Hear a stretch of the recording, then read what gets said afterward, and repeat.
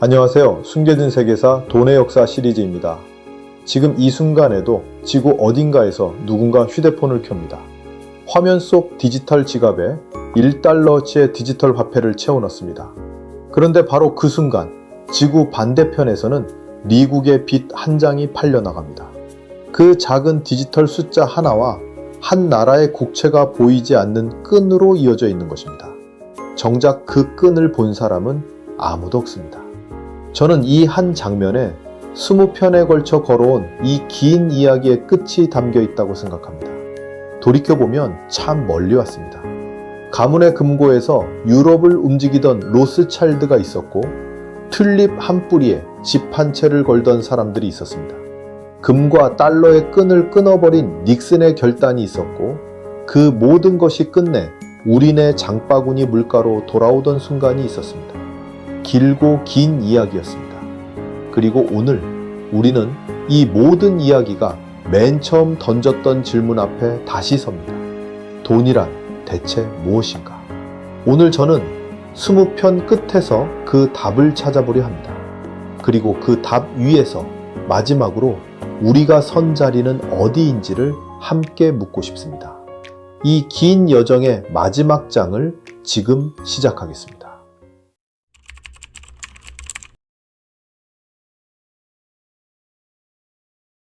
앞선 편에서 우리는 흔들리는 달러의 자리를 노리던 새 도전자를 보았습니다. 가장 큰 나라의 돈인 위안화, 가장 오래된 돈인 금, 그리고 가장 새로운 돈인 비트코인이었습니다. 셋 모두 달러를 흔들었지만 그 자리에 올라앉은 도전자는 끝내 없었습니다. 옛 질서는 무너져 가는데 새 질서는 아직 폐어나지 못한 공백의 시대였습니다. 그런데 우리는 마지막 도전자 하나를 빠뜨리고 있었습니다. 너무 가까이 있어 오히려 보이지 않던 도전자입니다. 바로 달러 자신입니다. 밖에서 그 자리를 이어받을 후계자가 나타나지 않자 달러는 다른 길을 택했습니다. 스스로 모습을 갈아입고 자기 자리를 자기 손으로 다시 세우기 시작한 것입니다. 80년 동안 세계는 기꺼이 미국의 빚을 사주었습니다. 그런데 그 신뢰가 식으면서 미국의 빚을 사주던 바깥의 손이 조금씩 줄어들었습니다. 빚은 갈수록 불어나는데 그것을 떠받칠 바깥의 손은 도리어 빠져나가는 것입니다. 그러자 미국은 뜻밖의 답을 찾아냈습니다. 2025년 미국은 한 가지 법을 만들었습니다.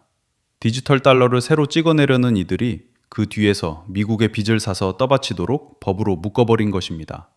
밖에서 사주는 손이 줄자 안에서 사주도록 강제되는 새 손을 법으로 만들어낸 셈입니다.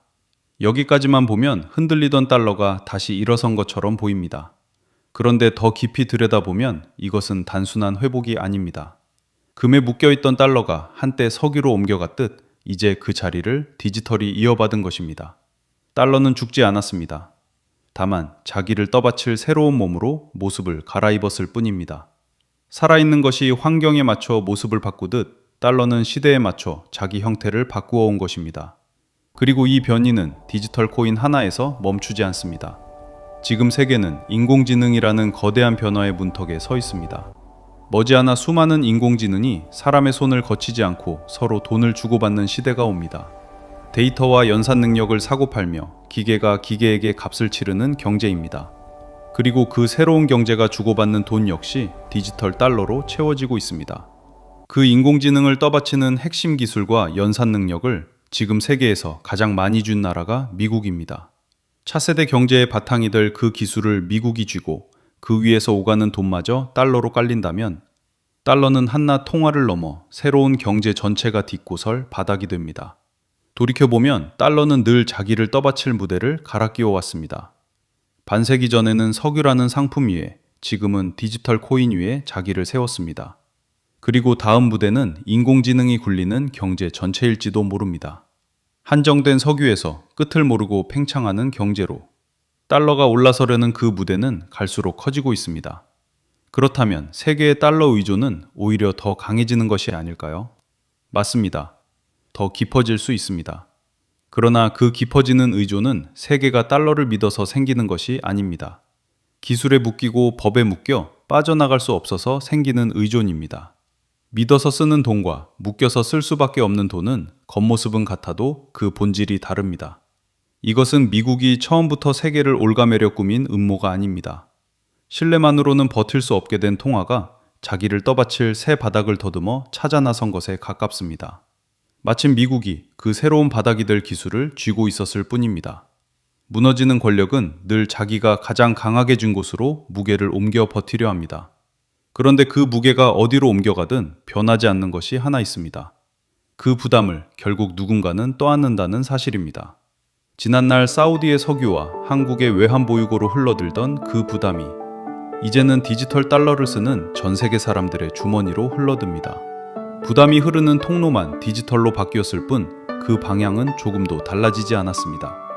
달러는 형태로는 분명히 살아남을 것입니다. 오히려 더 넓고 더 깊게 세계 구석구석으로 퍼져나갈지도 모릅니다. 그러나 세계의 자발적인 신뢰 위에 서 있던 그 기축통화는 분명히 무너지고 있습니다. 지금 우리가 보는 것은 부활이 아닙니다. 식어버린 신뢰의 자리를 강제가 대신 메워가는 마지막 국면입니다. 그런데 이런 일이 정말 처음일까요? 긴 역사를 돌아보면 세계의 왕좌에 올랐던 돈은 달러만이 아니었습니다. 그 돈들은 어떻게 떠올랐고 또 어떻게 저물어 갔을까요? 이어서 그 긴 흥망의 곡선을 따라가 보겠습니다. 시간을 거슬러 올라가면 달러보다 훨씬 먼저 그 자리에 올랐던 돈이 있습니다. 17세기 유럽의 작은 나라 네덜란드였습니다. 이 작은 나라는 바다를 누비며 세계의 무역을 손에 쥐었습니다. 그 무역을 떠받친 돈이 바로 네덜란드의 길더였습니다. 암스테르담의 은행이 그 가치를 단단히 지켜준 덕에 길더는 좀처럼 흔들리지 않는 돈이 되었습니다. 전쟁이 나도 나라가 바뀌어도 세계의 상인들이 가장 믿고 주고받은 돈이 길더였습니다.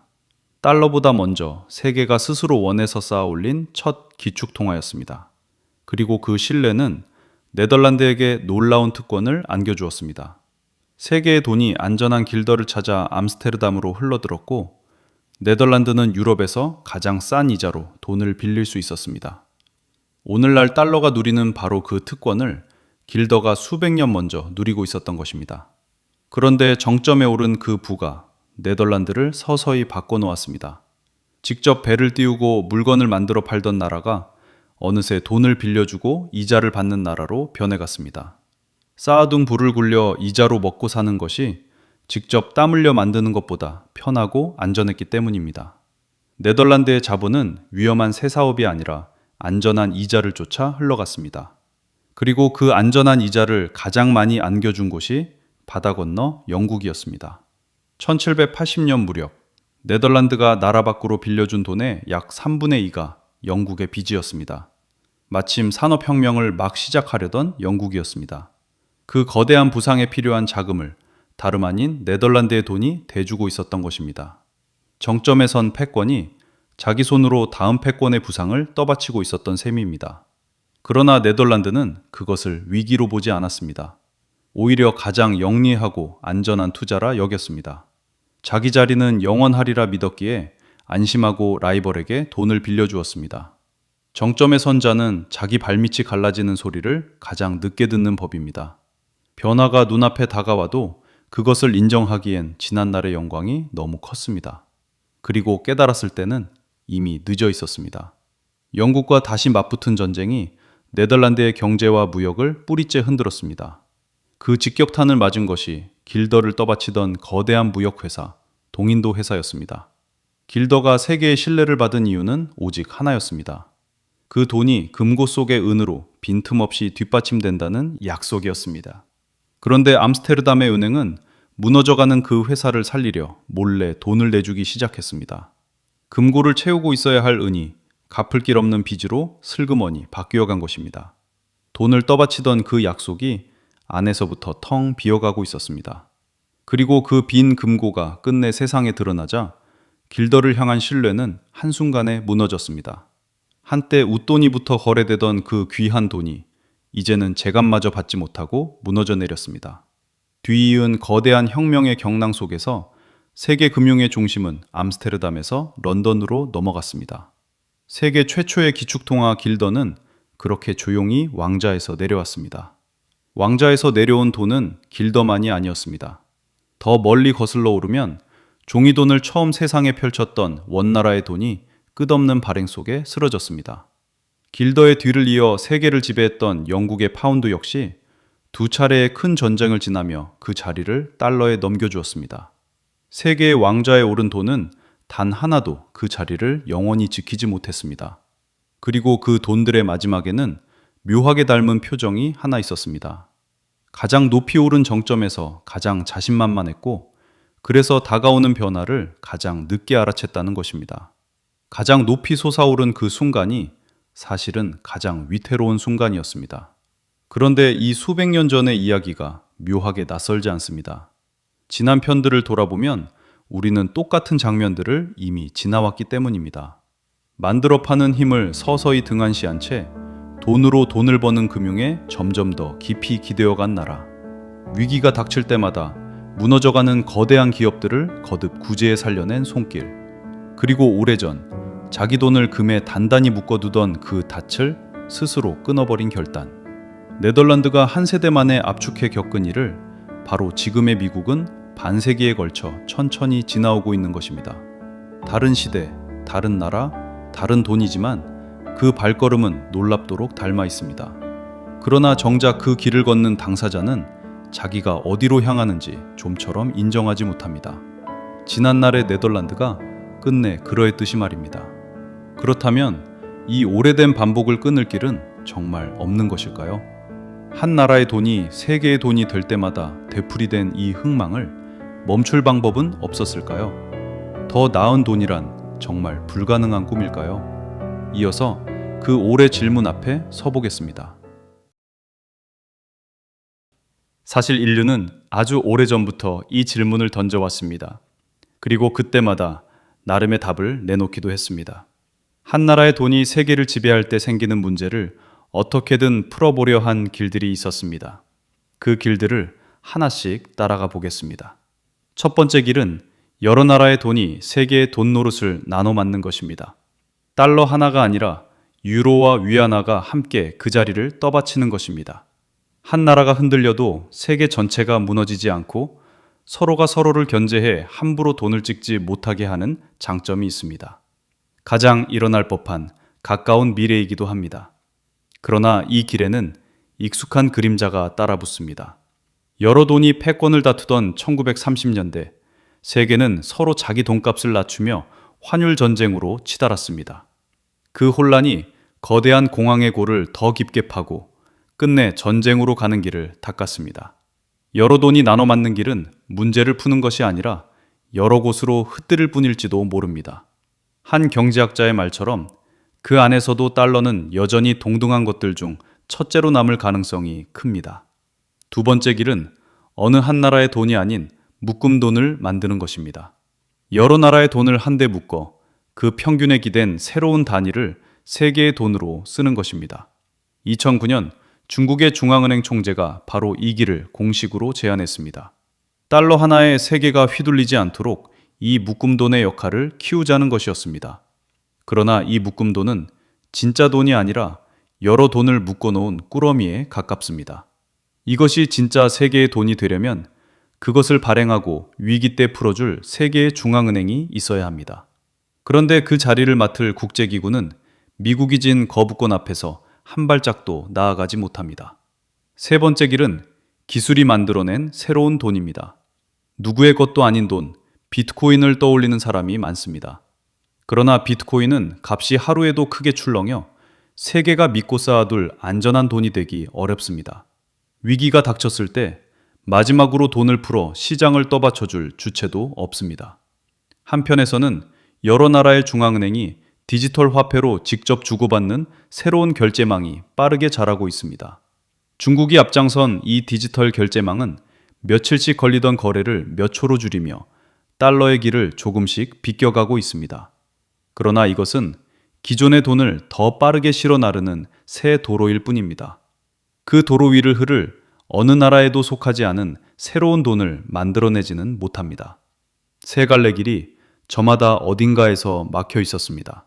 그렇다면 진짜 좋은 세계의 돈이란 대체 어떤 조건을 갖춰야 하는 것일까요? 어느 한 나라의 정치에 휘둘리지 않아야 합니다. 빚진 나라뿐 아니라 흑자를 쌓은 나라도 함께 부담을 나눠야 합니다. 금처럼 모자라지도 비처럼 끝없이 불어나지도 않아야 합니다. 누구도 그것을 무기로 휘두를 수 없는 중립이어야 합니다. 그리고 그 값이 흔들리지 않고 안정되어야 합니다. 놀랍게도 이 까다로운 조건들을 종이 위에서 가장 잘 채우는 답이 이미 오래전에 그려져 있었습니다. 지금으로부터 80여 년 전 영국의 경제학자 케인스가 내놓은 설계였습니다. 그는 어느 나라의 것도 아닌 세계가 공동으로 쓰는 새로운 돈을 구상했습니다. 그 돈의 이름이 방코르였습니다. 이 설계의 핵심은 단 하나의 원칙에 있었습니다. 많이 사들이기만 해서 빚이 쌓인 나라뿐 아니라 많이 내다 팔아 흑자를 쌓은 나라에도 똑같이 부담을 지우는 것이었습니다. 그동안 세계의 돈은 빚진 나라에만 허리띠를 졸라매라 강요해 왔습니다. 수출로 흑자를 산처럼 쌓아 올린 나라에게는 아무런 책임도 묻지 않았습니다. 케인스는 그 한쪽으로 기운 저울을 양쪽이 함께 짊어지도록 바로잡으려 했습니다. 방법은 이러했습니다. 흑자를 너무 많이 쌓아두면 그 쌓인 돈에 이자가 붙고 일부는 세계 공동의 기금으로 걷어가도록 한 것입니다. 빚진 나라가 빚에 이자를 물듯 흑자를 깔고 앉는 나라도 그만한 대가를 치르게 한 셈입니다. 그러니 흑자국은 그 돈을 마냥 쟁여둘 수가 없습니다. 더 사들이거나 더 빌려주어 그 흑자를 다시 세상으로 흘려보내 균형 쪽으로 움직일 수밖에 없습니다. 이 원칙이 지켜진다면 한 나라가 세계의 돈을 찍어 특권을 누리는 구조 자체가 생겨나지 않습니다. 세계의 돈을 가진 나라가 끝없이 빚을 쌓다 끝내 신뢰를 잃는 그 오래된 덫에서도 벗어날 수 있습니다. 종이 위에서 보면 이보다 더 공평한 돈은 그리기 어려웠습니다. 분명한 것은 한 가지입니다. 더 나은 돈의 청사진은 우리가 그릴 줄 몰라서 없는 것이 아니라는 점입니다. 그것은 이미 오래전에 그려져 있었습니다. 그런데 바로 여기서 가장 무거운 질문이 떠오릅니다. 그토록 좋은 답이 80여 년 전에 이미 나와 있었다면 세계는 왜 그것을 만들지 않았을까요? 아니, 어쩌면 왜 만들지 못했을까요? 이어서 그 질문의 답을 마주해 보겠습니다. 답은 그 설계가 세상에 나오던 바로 그 순간에 있습니다. 1944년 방코르의 설계도는 끝내 받아들여지지 않았습니다. 그것을 가로막은 것은 당시 막 떠오르던 새로운 패권이었습니다. 바로 미국이었습니다. 방코르는 흑자를 너무 많이 쌓은 나라에 부담을 지우는 설계였습니다. 그런데 그 무렵 세계에서 흑자를 가장 많이 쌓은 나라가 다름 아닌 미국이었습니다. 자기 손에 막 쥔 특권을 스스로 내려놓는 설계를 받아들일 이유가 없었던 것입니다. 그래서 세계는 방코르 대신 달러를 한가운데 둔 질서를 세웠습니다. 바로 여기에 이 모든 이야기의 가장 깊은 모순이 숨어 있습니다. 세계의 돈이라는 거대한 시스템을 통째로 바꿀 만한 힘을 가진 주체는 오직 하나뿐입니다. 그 시대의 패권국입니다. 그런데 패권국은 자기 특권을 없애는 시스템을 만들 이유가 없습니다.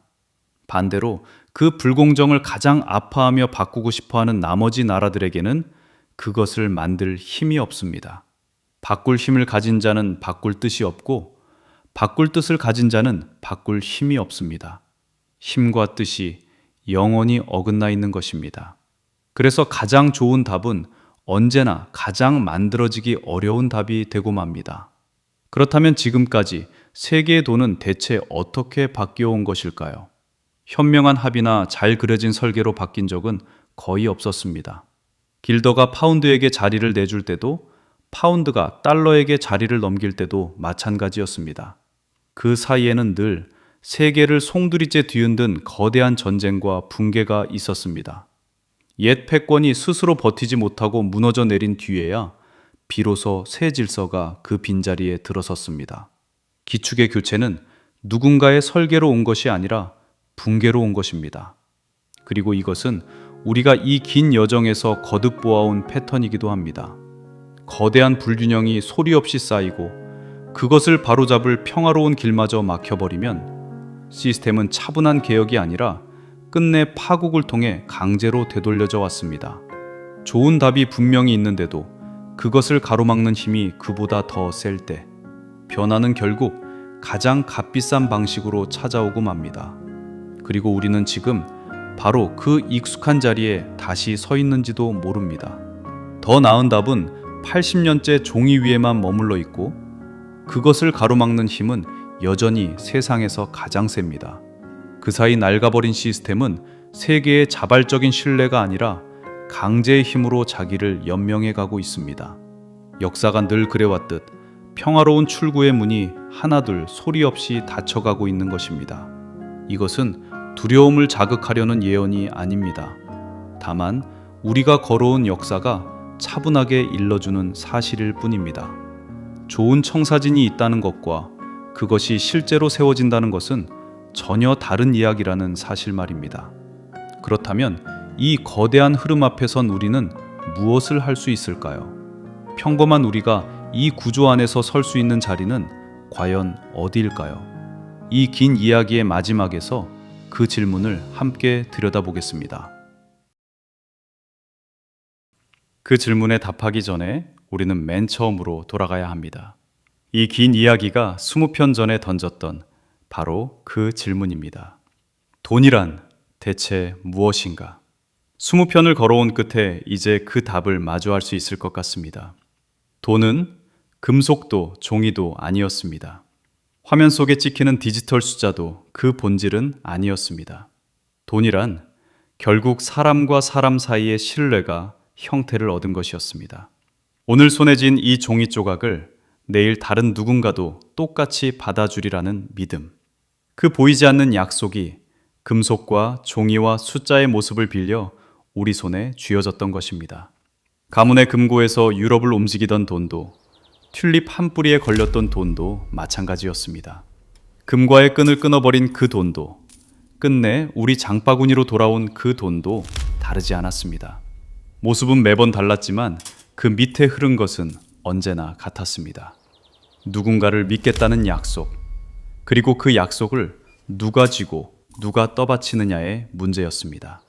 그래서 돈은 신뢰인 동시에 권력이었습니다. 그 신뢰가 누구에게 유리하도록 설계되었는가? 바로 그것이 20편 내내 우리가 따라온 권력의 진짜 얼굴이었습니다. 그렇다면 이 거대한 신뢰와 권력의 구조 안에서 평범한 우리는 어디에 서 있을까요? 솔직히 말해야겠습니다. 우리는 그 설계를 바꿀 수 있는 자리에 서 있지 않습니다. 환율을 정하지도 세계의 돈을 고르지도 그 기울어진 저울을 다시 그릴 수도 없습니다. 오히려 우리는 그 구조가 만들어내는 결과를 고스란히 떠안는 자리에 있습니다. 물가로, 이자로, 환율로. 그 모든 부담이 마지막으로 흘러드는 자리, 바로 거기에 우리가 서 있습니다. 그러나 무력한 자리라고 해서 무지해도 되는 자리인 것은 아닙니다. 바로 여기에 우리가 할 수 있는 단 하나의 일이 있습니다. 더 나은 돈의 청사진은 이미 오래전에 그려져 있습니다. 그러나 역사는 그것이 현명한 설계가 아니라 붕괴를 거쳐서만 세워졌음을 보여줍니다. 아마 다음 전환도 그렇게 올 것입니다. 우리는 그것을 막을 수도 그 시기를 고를 수도 없습니다. 그러나 그 전환이 닥쳤을 때 무엇이 무너지고 무엇이 다시 세워지는지를 아는 사람과 모르는 사람은 전혀 다른 자리에 서게 됩니다. 무너지는 한가운데에서도 지금 무슨 일이 벌어지고 있는지를 아는 사람은 쉽게 휩쓸리지 않습니다.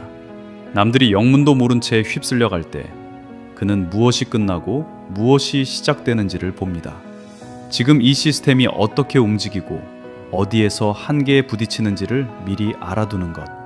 그것이 다가올 전환을 조금이라도 덜 파괴적으로 맞이하는 우리에게 주어진 거의 유일한 준비입니다. 그리고 지난 20편을 함께 걸어온 이 긴 여정이 어쩌면 그 준비의 첫걸음이었는지도 모릅니다. 돈의 역사를 안다는 것은 단순히 지나간 이야기를 아는 것이 아니었습니다. 그것은 지금 우리가 선 자리를 정확히 아는 일이었습니다. 그리고 자기가 선 자리를 아는 사람만이 흔들리는 땅 위에서도 다음 한 걸음을 옮길 수 있습니다. 돈의 역사는 결국 신뢰의 역사였습니다. 그 신뢰를 누가 쥐었는가의 역사였고 그 무게를 끝내 누가 떠안았는가의 역사였습니다. 그리고 그 긴 역사의 가장 끝자리에 지금 우리가 서 있습니다. 여기까지 긴 이야기를 끝까지 함께 와주셔서 감사합니다. 20편이었습니다. 돌이켜보면 저는 이 긴 이야기를 통해 오직 한 가지를 보여드리고 싶었던 것 같습니다. 세상을 움직이는 가장 큰 힘은 대개 눈에 보이지 않는 곳에 있다는 것입니다. 그리고 그 힘의 대가를 가장 많이 치르는 사람들이 정작 그것을 가장 보기 어려운 자리에 서 있다는 것입니다. 저는 그 보이지 않는 끈을 조금이라도 눈에 보이게 만들고 싶었습니다. 제가 이 이야기를 만든 것은 어느 한 나라가 악하다고 말하기 위해서가 아니었습니다. 권력은 늘 그럴듯한 가면을 쓰고 나타납니다. 문명이라는 가면을, 자유와 질서라는 가면을, 그리고 신뢰라는 가면을 쓰고 말입니다. 제가 여러분께 정말로 남기고 싶었던 것은 단 하나입니다. 다음에 그 권력이 새로운 가면을 갈아쓰고 나타날 때 그 가면 뒤의 얼굴을 여러분 스스로 알아보실 수 있기를 바라는 마음이었습니다. 저는 세상을 바꿀 답을 가지고 있지 않습니다. 이 거대한 구조를 바꿀 힘도 저에게는 없습니다. 다만 저는 아는 것이 결코 아무것도 아니지는 않다고 믿습니다. 속지 않는 것, 휩쓸리지 않는 것, 자기가 선 자리를 정확히 아는 것, 미력 하나마 그것이 우리가 할 수 있는 일의 시작이라고 믿습니다. 긴 시간 이 이야기를 함께 들어주셔서 진심으로 감사합니다. 돈의 역사는 여기서 한 매듭을 짓습니다. 그러나 우리가 선 자리를 바라보는 그 눈만큼은 오늘 이후로도 계속되기를 바랍니다. 지금까지 숨겨진 세계사 돈의 역사 시리즈였습니다. 감사합니다.